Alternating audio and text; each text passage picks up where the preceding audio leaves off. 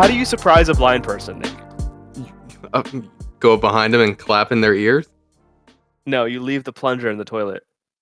Whew, that'd be a surprise. Welcome to the Racing Home Podcast. You're joined by your two hosts, Fez Bobber and Nick Agater. Nick, how are you doing today? I am never going to your place and going to the restroom at night. It doesn't even have to be a blind person. It could just be a dark bathroom. But anyway, I'm doing pretty well. I'm doing pretty good, man. How are you? I'm good, man. I'm good. What have you been up to since the last time we had a podcast? So last time we podcast was 2 weeks ago. 2 weeks ago. Yeah. So since then, haven't really done much car stuff. The focus is still up on jack stands, waiting for the transmission to come out. But I will be doing that on Sunday. So I got some help coming up from San Antonio, and we're gonna get that knocked down in one day. But I was still able to drive the Focus over to Cobb Tuning's meet since their first Thursday meet was on the 3rd, and met up with some homies. We met up with our podcast frenemies, the Flat Out Podcast. They called us the Driving Home Podcast, not the Racing Home Podcast. So I have to go give them some shit next time I see them in person, which might be this weekend, actually. So by Flat Out Podcast, you mean mediocrely driving on the track podcast? Precisely. They're good guys. Matt Beck and Morgan, or AKA Smoko Motorsports. They're really good friends of ours. Just giving them some shit. But yeah, I met up with them at the Cobb meet, and really low key. It was in Cobb's parking lot at their shop locally here, and they had food, they had drinks. You could walk inside the shop. It was a meet that was really kind of leaning more into Honda. So every single month, they're trying to focus on a different car. So last month it was off-road vehicles, so it was like the Raptor, the Bronco. The month before that, it was Porsches, so they had 911s there, Caymans, and some pretty cool builds in tax brackets that are way above mine. But any case, this past month was Hondas, and like no Hondas showed up. Granted, like they just released support for the FL5 and the SI recently, like in the past 2 months. So like they're gonna have to build up that kind of fan base for their products. But they got some really good stuff going. And it was kind of funny that it was intended to be a Honda meet, but we had my Focus and like 4 or 5 other Focuses all lined up in the front instead. And There was no Hondas at all? There were some Hondas there, but they weren't like together. So inside Cobb's tuning shop, like on the lifts and on the dyno, they had Honda Civics inside, FK8s and FL5s. But like outside from like customers coming in to check out the meet, there was very little representation. They had like some 90s Hondas and Civics, but like there was not the two main Honda Civics are tuning, the FL5 Type R and FL5 SI. They had very little representation from actual customers. They had their shop cars inside.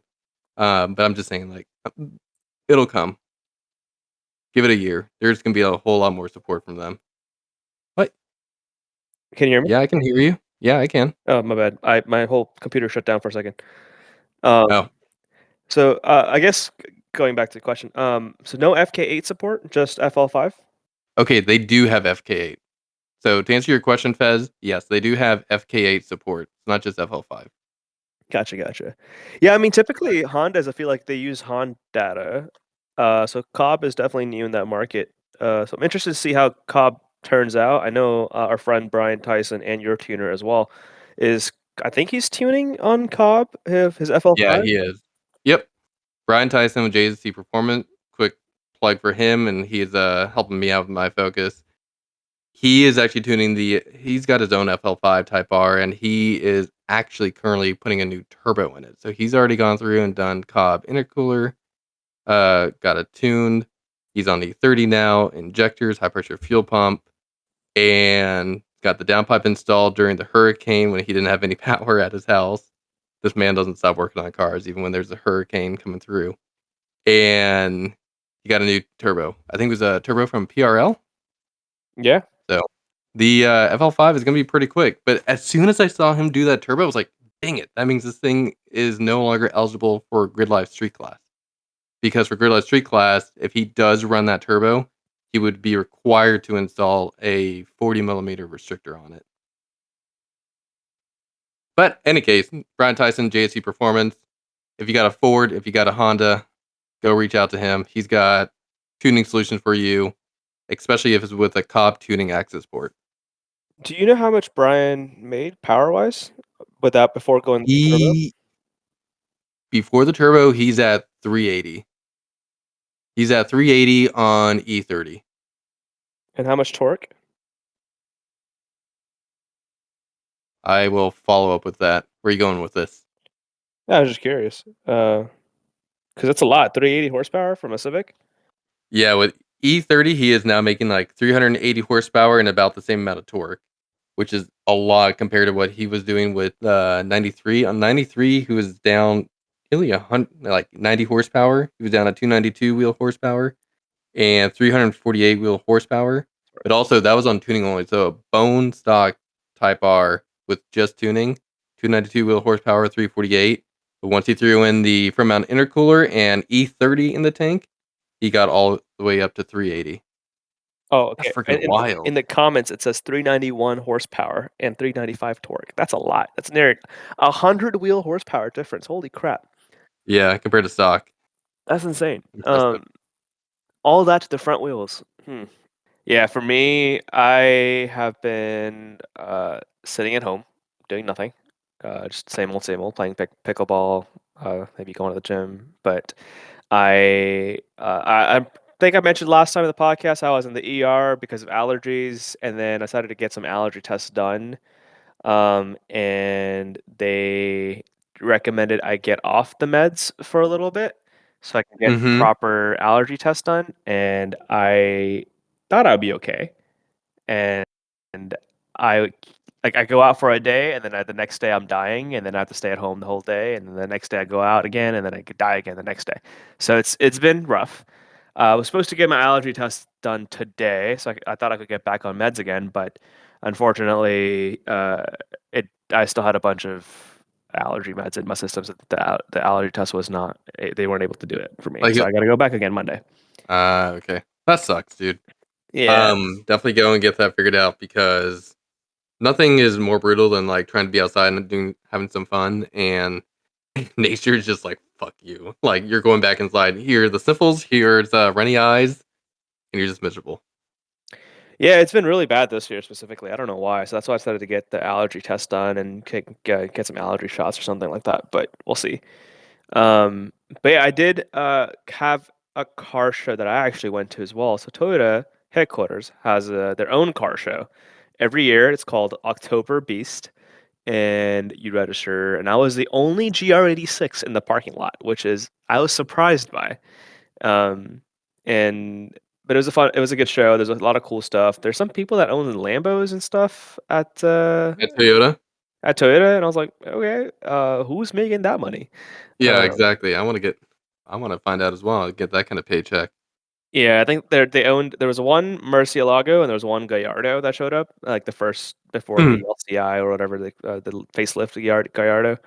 Um, I'm assuming they probably just bought it when it was cheap. I have no idea who they were. And then one guy had registered his brand new M3 competition as a supercar. So that was an interesting one. I mean, uh, it's a supercar prize from like 20 years ago.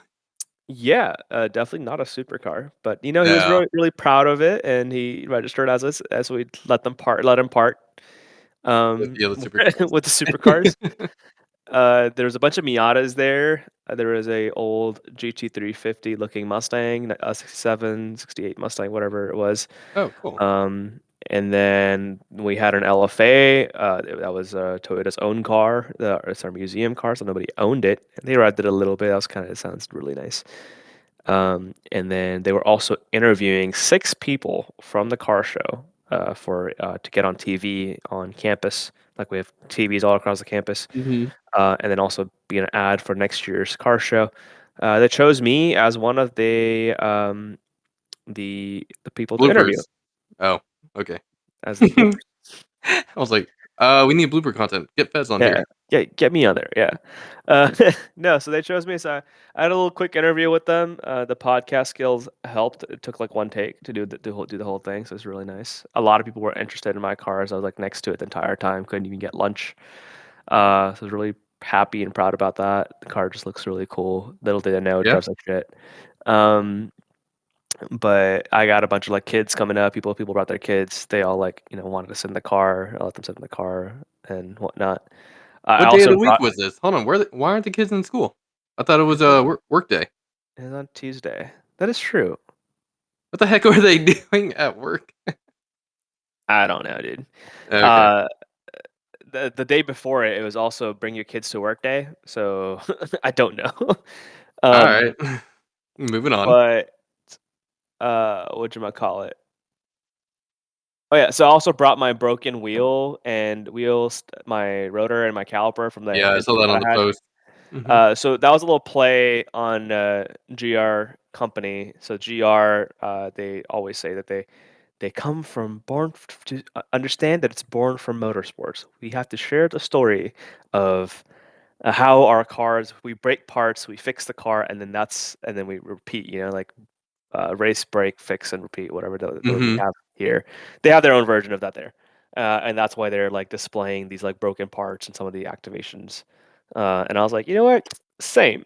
So I brought my broken parts and put it in front of my car at the car show at Toyota.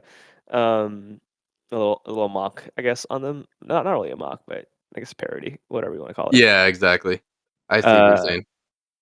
but yeah, I mean that's how it works, right? Like we drive our cars every year, and then we figure out issues, and we figure out how to make it go faster, and then in the off season we make it faster and go out again.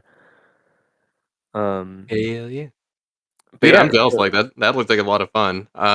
Everything over here in my parking lot at work, it's a bunch of Fords, Dodges, Chevys, trucks, all covered in a layer of, like, 1 inch of dust. I mean Nothing interesting. you also work out in the countryside, so Yeah, I know. It's all just good old country boys out here. yeah, Um, that was me in Kentucky. Everyone owned a TRD Pro, 4Runners, Tacomas, and Tundras. I wish I was seeing those around here. No, everything is, like an F-250 or, not even a half-ton truck, but, like, the three-quarter ton trucks. There was Oh, one person that had a Cybertruck, and then there's one brave soul driving an M3 competition, like an F80 M3 competition. I nice, don't know nice. who he is. I always see him parking in the handicap parking spots, but man, that thing is always covered in dust, and then somehow it comes to work the next day being clean.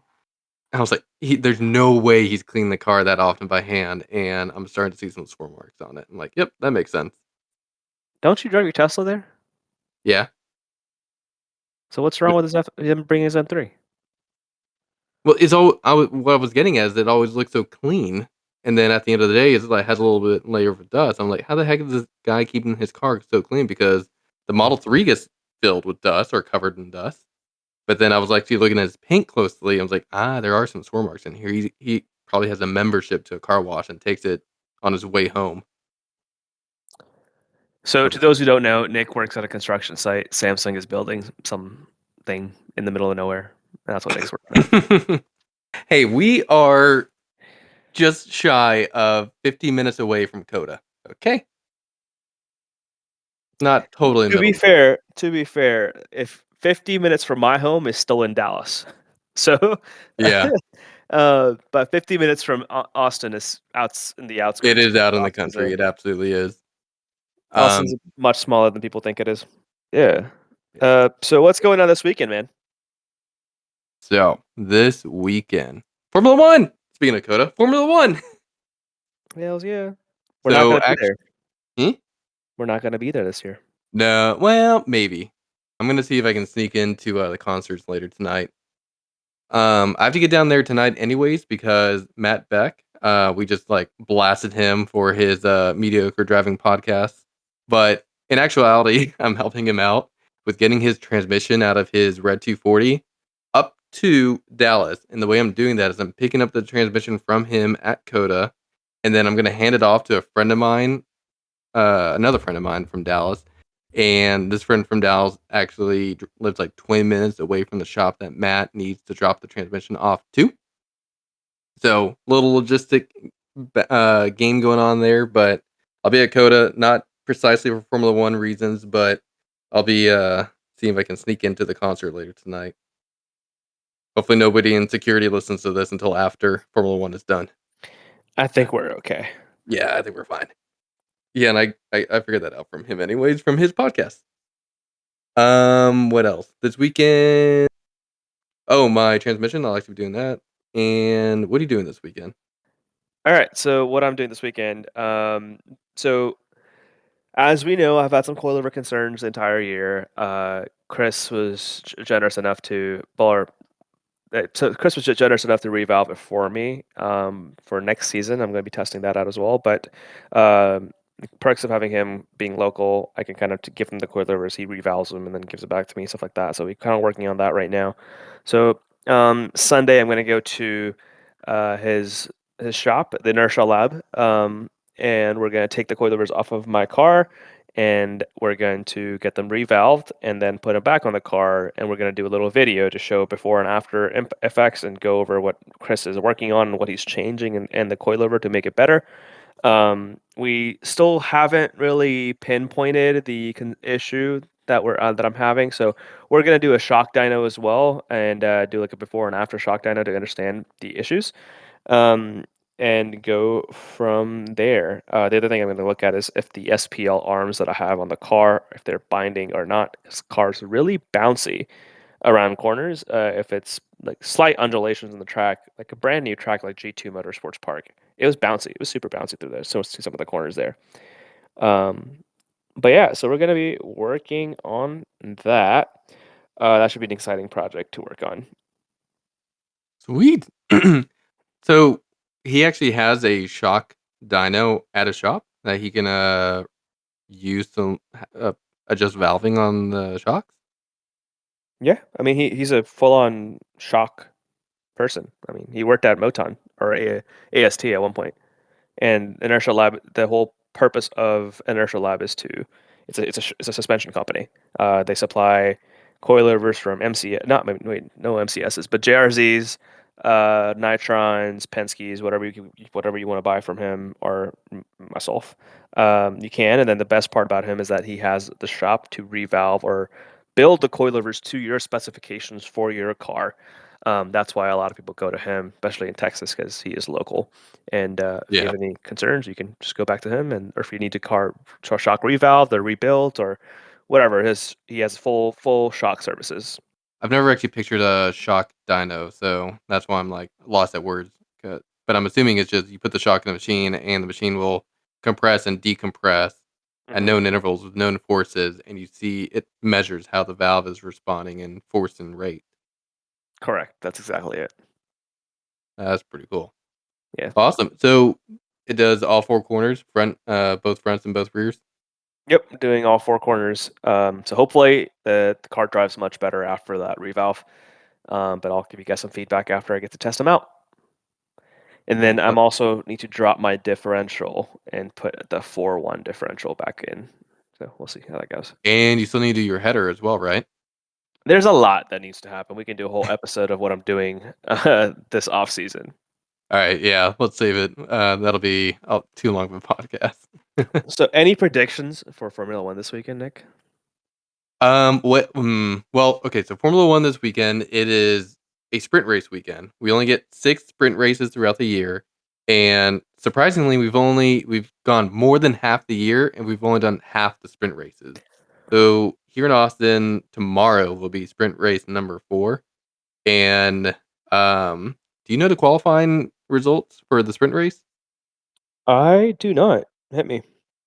All right, well, I'm like staring at them right now because they literally just finished. They had the sprint race as of this recording started like an hour ago. So it's like 5:30 on Friday right now. So, of course, you could probably guess who's in first. Actually, it's not as easy to guess anymore. But yeah, I mean, I just looked actually right now too. Verstappen. Yeah, we got for Oh, spoiler alert, if you don't want to know the results, then like I don't know, skip around until we're not talking about Formula 1 anymore. but whatever. We're gonna go ahead and spoil the beans. Verstappen up there in first, Russell in second, Charles, Norris. Surprisingly, there is no Piastri in the top 10. Ooh. Interesting. I don't know what exactly happened. I wasn't Oh, he's paying that close 16th. attention. He's 60. Oh, he must have had some kind of car problem or a bad strategy. Holy shit. Dude, okay, sixth place. So, okay, hold on. Let me go to Norris in fourth, Carlos Sainz in fifth, Hulkenberg Hell sixth, yeah. Hamilton seventh, Magnussen eighth, Sonoda in ninth, and then a Williams in 10th. You know why Haas is doing so well? Oh, yeah. Okay, so I see You, how you're leaning into this. Go on, Fez. you know why Haas is doing so well? It's because they're partnered up with Toyota now. You know, the GR Gazoo Racing Company is now a new technical partner of Haas, and that's why they're doing so well. Just saying, and they're at our home track in Texas.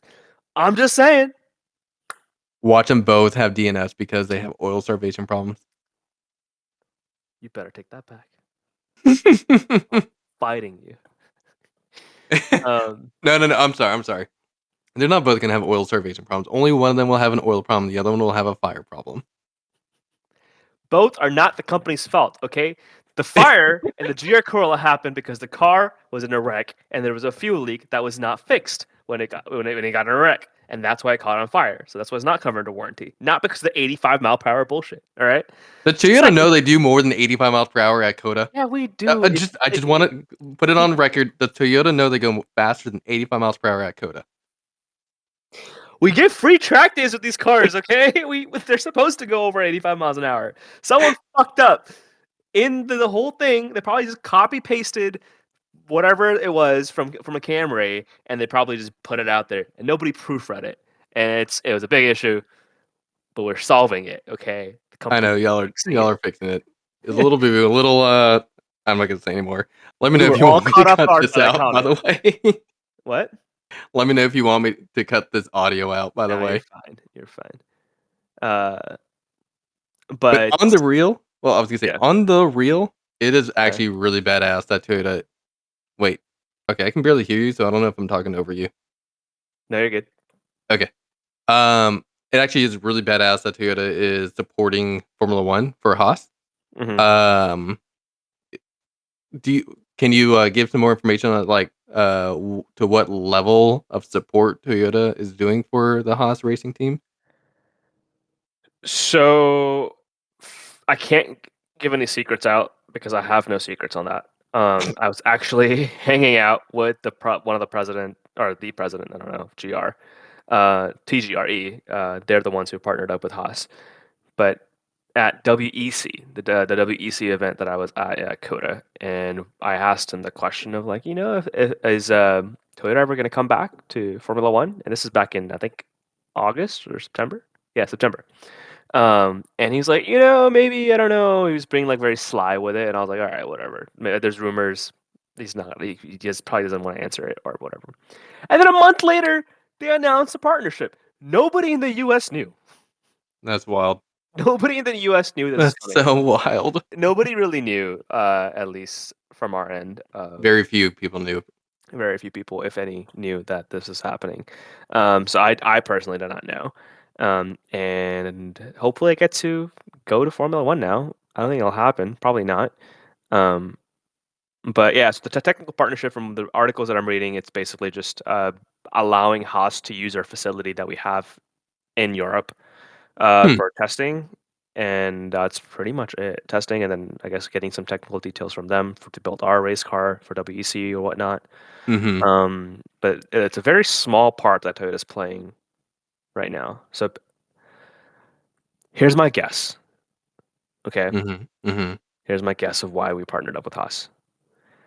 I think Akio Toyota just wants Japanese kids to join F1, and that's why he partnered up with Haas. That's it. Hmm. You think it's as simple as that? I think it's simple as that. Hmm. I don't think there's anything big about it because the partnership is very small from what Do you think from the articles I Sonoda? read. Do you think Sonoda is going to go to Haas next year? Does Haas have a seat open? do they? Let me see. F1 seats 2025. Ollie Behrman's going to Haas, right? Yeah, he is. Ollie Magnus Behrman and Magnussen isn't confirmed yet. Magnussen's seat's open, or Hulkenberg's seat's open. Oh, Esteban's going to Haas. Esteban Ocon? Yeah, Esteban Ocon Oh, is going to Haas in 2025. so probably not then. I think the idea is to get new talent to go to Haas. Yeah, and Sonoda will race for RB during his fifth season in F1 in 2025. Oh, I think it's RB who doesn't have a confirmed driver yet, but now that Liam Lawson is driving, presumably Lawson's going to continue to race for RB next season. Depends on how he does for the rest of the season. You Yeah, never know with Red Bull. yeah, that's true, and it almost like doesn't even matter because they'll switch drivers up mid-season. Yeah. Hmm. Um. Alrighty then. But yeah, so Um, that was the whole Haas Toyota thing. But going back to the sprint qualifying classifications, number 2 is George Russell, number 3 is Charles Leclerc, and number 4 is, Norris, and then Carlos. I said all this already. you did you? Oh yeah, you Yeah. did. You're right. My bad. All right.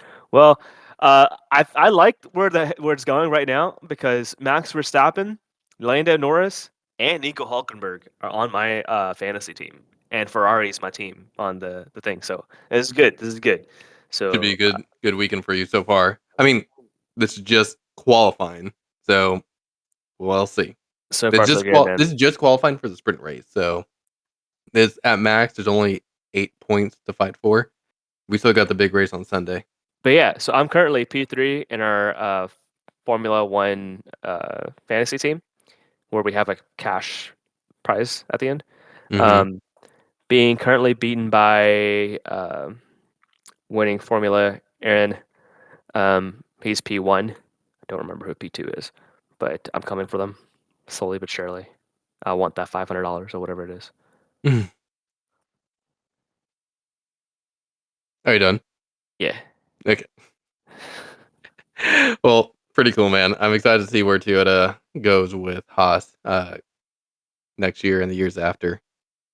Me Hopefully, you too, can get man. me some tickets and I don't know, sneak us in, get us into one of those nice suites with the shrimp and cocktails, and watch your boy Yuki Tsunoda go around for a Haas racing team in Yuki 2026. Tsunoda is sponsored by Honda. Ah, crap! You're right. Y- Never mind. He is the enemy. Um, no, I don't think I can get you in the cocktail room, the private VIP lounges. Fuck no, I can't do that. I don't even know if I can get you in the at the track personally, because I don't know if I can get myself in the track. Because even for WEC, we were there and we were like, "Oh, we get free food, right?" Like, the part marketing person from TGRE was there. She's like, "Yeah, you guys have the wristbands. Go have food, chill out in the VIP rooms or whatever." Uh-huh. And turns out that was only for executives. So we were there. We're like, we went up there. We got kicked out immediately. So we got to have, whatever chicken tenders were out there. It was disgusting, but at least we were That's there. unfortunate. Well, cool. All right, so that is Formula One in a nutshell. Excited to see how the race pans out for the rest of the weekend and who actually ends up coming out up top.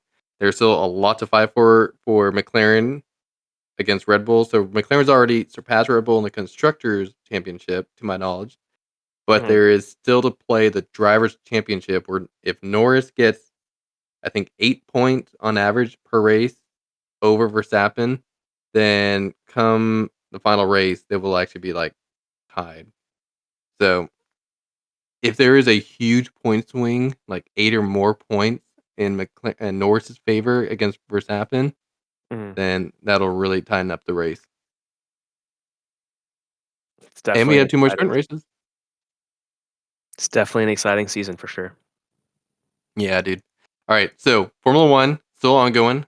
But what we do on a grassroots shade tree in our garage, sweating buckets off in the Texas heat kind of a way, grid life season.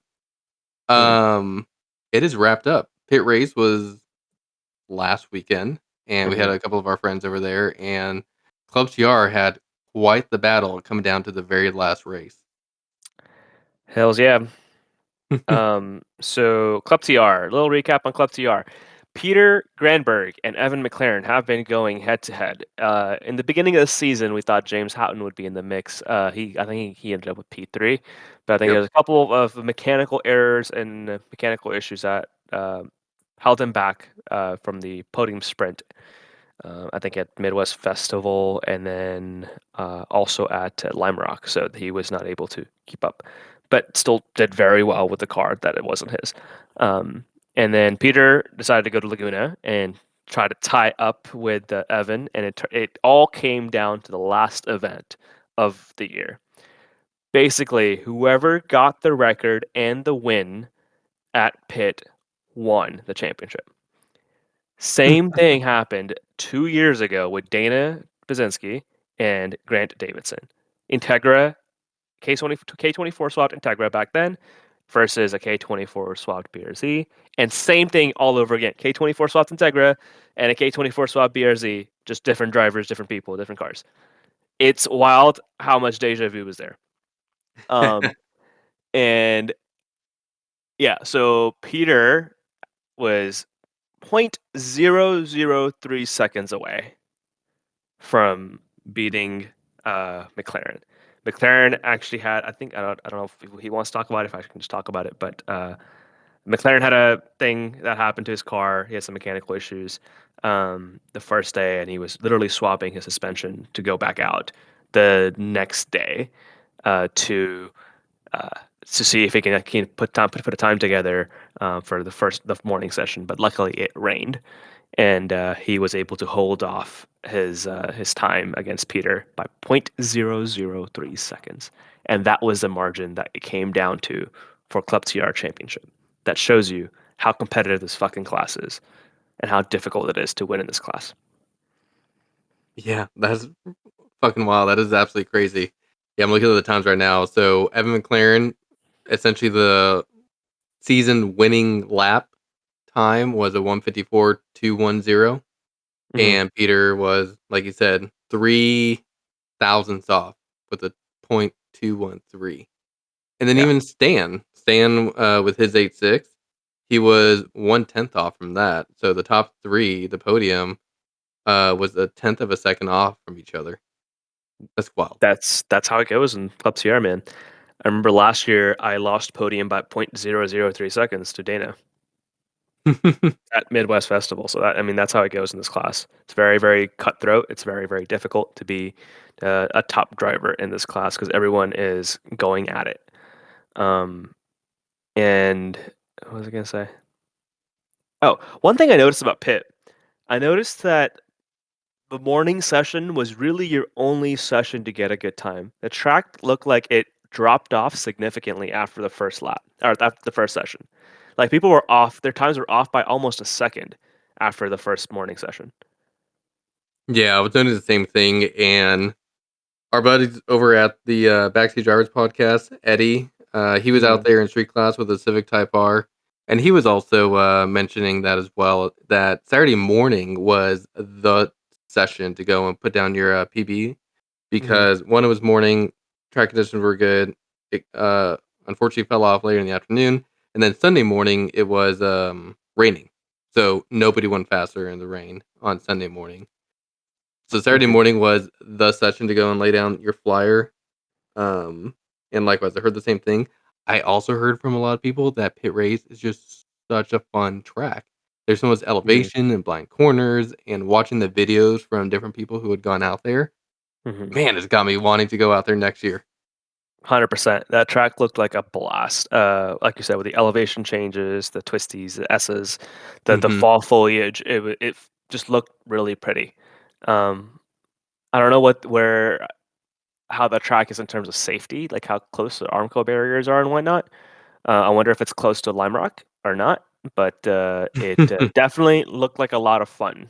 So I definitely want to try to go at least once in my life there. Yeah, likewise. So Um, go on. how did Street end up for you, or in So general for that event? for that event, Sam Bosnian blew the doors off the street class. He came in P1 with his 350Z. He was nearly exactly 3 seconds ahead of second place in street class. So Sam Bosian with his 350Z did incredibly well. Eddie came in second place with his Civic Type R at a 1 minute 57-second lap time. And then a friend of his, Cody, also with a Civic Type R, did a 157 as well, but was 4 tenths slower at 0.669. So Hmm. that was it. Street class was pretty small. Only 7 cars showed up. There was Ross with his M3. He was gunning after me. I was like doing the math, and like technically, if Ross had gone into second place, yeah, second place, then he could have surpassed me in the drivers season championship. Him and I were like 6 points off or Hmm. something like that. Let me go back. Anyways, yeah, so him and I were pretty close. He unfortunately had some mechanical issues, so he was not able to do better than P4, but he put in a hell of an effort. And then there were other drivers that unfortunately I don't really recognize their names, but it was a 370Z, another Type R, and an Impreza. So, eh. So there's street class. So for the season, street class comes down to Luca Barberas already locking in first place way back at Circuit Legends and Autobahn. So he did not need to go out to pit race. He had a literally a perfect season, 104 points. He had first place and lap record at 4 of the 5 events he went to. Fucking great job from Luca. Joe with his STI got 97 points in second place. And then Sam Bozian, because he went to pit race and got first, he surpassed Brad Moore with the 718 Cayman, and he snagged third place for the season. So a lot of us in street class, we were really hoping that Brad with the 718 Cayman S would come out and actually have like a battle between him and Sam. Unfortunately, Brad was not able to make it out there. He has his own mechanical issues he's looking into with that Porsche. What's going on with But this Porsche? pausing, let me pull up the chat or pull up the comments. Hmm. Is something that requires an engine out operation.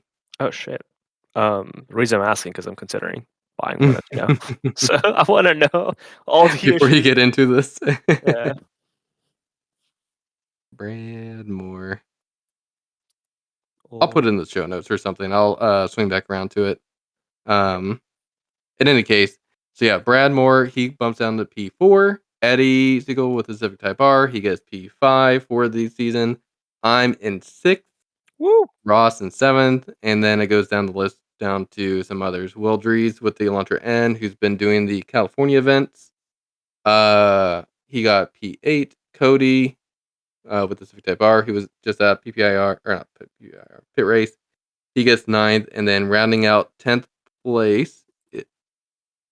Wait, what the heck? What happened to Mike Calloway? Oh man, Mike! He got dipped down into 12th place. He was 10th for a while. He blew like 3 motors. He blew 2 motors. Yeah, it was a rough season for him. Just He Subaru things. Yeah, typical Subaru things.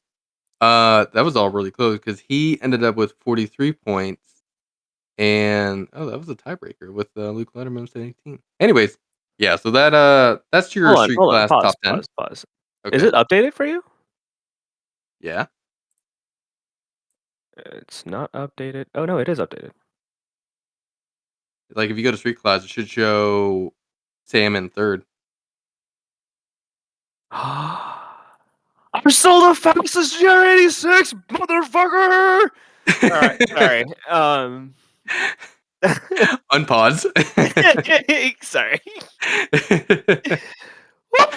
You know, I'll explain in Wow. a second. Okay. Go ahead. Finish what you're gonna say. I'm good. What are you so excited for? Excited about, Vince? Alright, man. Listen, I had a rough year. You know, I dropped down quite a bit this year. So I think ended up with 6th place in the season, and after pit race, Jeremy Bailey or Jeremy, sorry, I don't know why I say Jeremy because his name is spelled Jeremy, but Jeremy Bailey.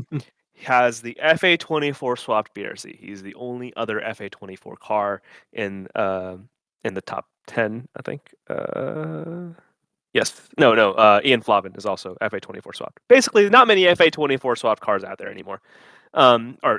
There's more now this year than there were before. But regardless, uh, well, I wasn't really performing very well at the beginning of the season in general. And my goal was still to be the fastest GR86 or FA24 car or non Honda car in Club TR, right? Mhm. And with Jeremy going to pit, he got fifth place, I think, at pit. The fifth or fourth, I can't remember. But I thought he would beat me in the season points. I thought he had the chance to beat me in the season points. Uh, but we actually ended up tying, looks like. So I'm still technically the fastest Club TR non Honda Club TR 3 years in a row. So I'm really excited about that. Um, Oh, that's awesome. Okay, well, that explains your excitement. yeah, yeah, yeah. I mean, goal is still to beat Hondas. Goal is still to beat Hondas. I don't know if it's possible to beat a front wheel drive Honda K24 swap car, but the goal is still there. I'm gonna try again one more year, and then after that, I'm fucking out. Fuck this shit. I'm leaving. Okay. Um, but I'm giving it all. Taking the AC out. I still have AC in my car. I'm the only one in top 10 with AC in their car. Um, Hmm. but yeah. Invite So all that's these why I was excited because I'm You should still. invite all of them down to Texas and have a track day in Texas heat. You'll be the only one, chilling in the paddock. Wait, do you use AC in the paddock? Sometimes, like, if I'm waiting to, roll out. So I stopped doing that because I don't have windows, so it doesn't really matter. Yeah. Autobahn was hot and I was dying in there. I was drenched in sweat in my little race suit that I got finally. Um, but yeah, that's why I was excited. To overall results for Club TR. Evan McLaren, bad motherfucker.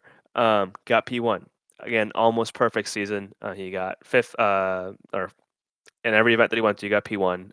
And I think he got record in most places as well. And then Peter Granberg with 99 points. He did a phenomenal season. He improved so much from last year. So really proud of him for that. To hold down the fort for the 8-6 community. And we're gonna try to have him and Scott Roberts on the podcast in the future. So look out Hell for that. yeah. And then we got James Houghton as P3 in that accurate CS6. And then we have Mario Moroni in the Civic, EG Civic, also K24 swapped. He also had a very difficult season with motor issues.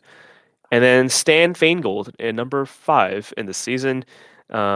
He also dropped back from last year. So did Mario a little bit. So everyone kind of people dropped back a little bit from last season. Peter went up, Evan went up, James came out of nowhere. Um, Mhm. and Stan also had his trailer burned down with the car in it right before Autobahn. I don't think we mentioned that on the podcast, but he had a rough time getting the car to Autobahn back when I was there. But yeah, he replaced a bunch of parts last minute, replaced his trailer. I think he replaced his trailer. I don't know. But yeah, he parked his car. He came back, and the car was burnt down. Like it was wild. Luckily, it stopped. It got contained pretty quickly, but still very rough for him. So glad he was able to get fifth for the season. And then it's your boy Fez Bobber at with the P1 where it matters, non Honda swap car. Um, and Jeremy Bailey with number 7, Evan Weeder. Jeremy Bailey drives the FA24 swapped BRZ, also known as K Hunter 86 on Instagram. And then you got Evan Weeder, who also got married the same weekend as Pitt. Congratulations to him. Got 8th place, and then Ian Flavin in 9th with another FA24 SWAT BRZ. And Asmat Mohammed, he has the MR2, K24 SWAT MR2, got number 10. Badass. So, you and I, we both got 6th place in our respective classes. That's something. Woo! I So was what's I was just happy to be in the top 10. That was I think I said this on, like, literally the very first podcast where we were kinda, like, setting our goals for the year, Mhm. and I stated that I wanted to be top 10. Yeah, man. You did great this season. I'm really proud of you for pulling through. Your driving went up significantly as well over the past years that you've been running this class. So what place were you last year? How much of an improvement did you make? Last year, I was only, P14.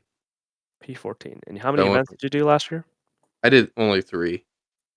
Gotcha. Yeah, so I didn't do a whole season last year anyways, but even had I done a whole season, done one Mhm. more event, I doubt I would've been that much higher Mm. because I don't think I did any better than P4 last year or P5 maybe, whereas, like, this year, I at least got my first podium, Heck yeah. so And you progress.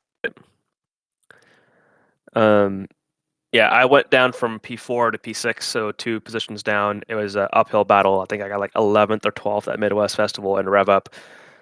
Super sad, super rough. Rotor blew up. Uh, Splitter broke off at Mid Ohio and broke the entire front end with it. Um, so definitely an uphill battle for me. I climbed up a little bit, but next year the goal is top 3. You We shall see. got this, man. Awesome. Um, Anything else you wanna wrap up about the Grid Life season?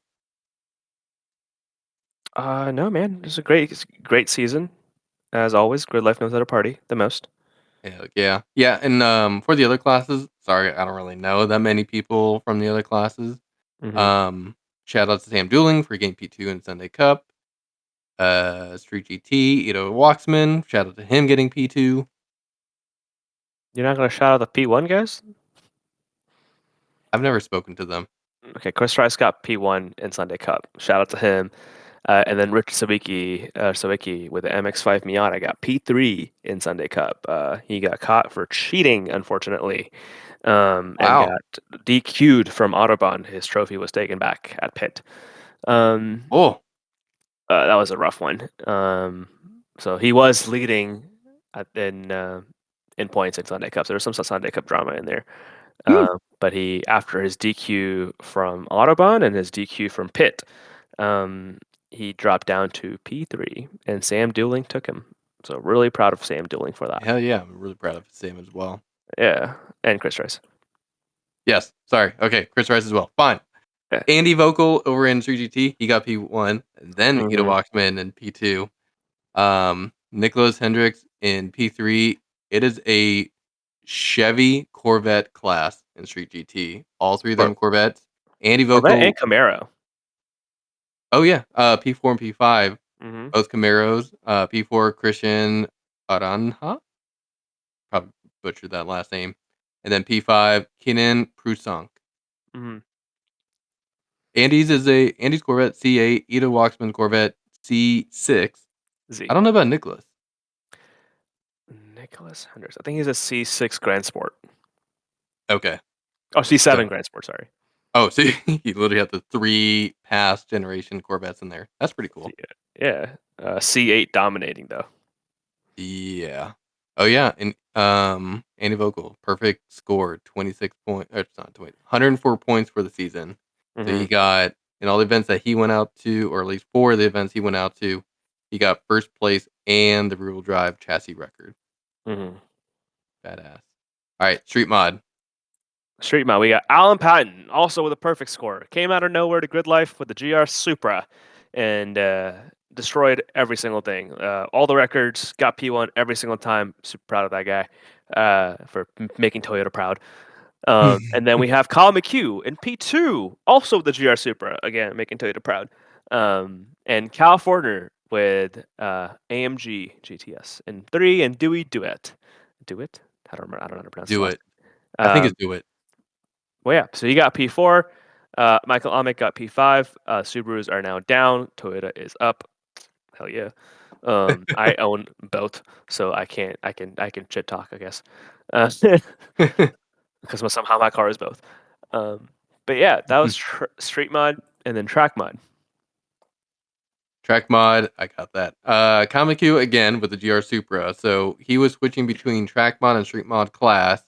throughout the season simply by changing the tires and, like, using the tire that's legal per the class rules. So Mhm, Kyle McHugh with that same GR Supra, he got P1. mhm. Brad Perkins with his M3 got P2.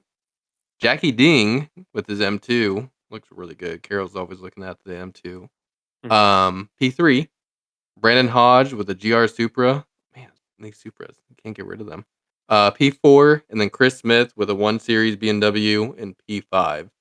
Where's our homeboy Andy Hizal with his Corvette? Down. Oh, we're Andy not gonna talk about his Dow. position. He got P11. He did not do 4 events. Yeah, he So only did 3. he was going to go to pit to complete the season. I kind of told him not to.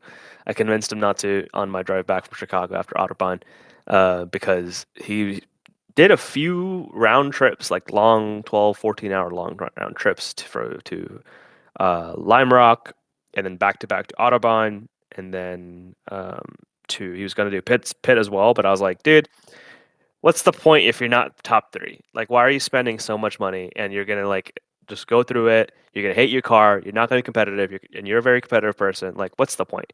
And then he was like, "You're right. I'm gonna sell my car and join Club TR." No. So, I found him a K24 swapped FRS, and he got an amazing deal on it. The car has 15,000 miles from basically one owner.